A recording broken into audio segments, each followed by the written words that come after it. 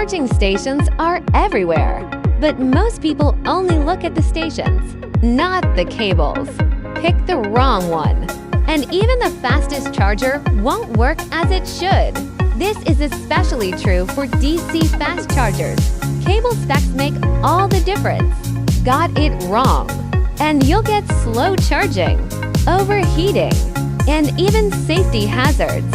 For mainstream DC fast charging cables, the 516mm squared model fits 50 to 100 kilowatts low to medium power chargers, perfect for daily home use and short trips. The 370mm squared plus to 35mm squared cable has far stronger current capacity, built for 100 to 300 kilowatts plus high-power chargers. No overheating.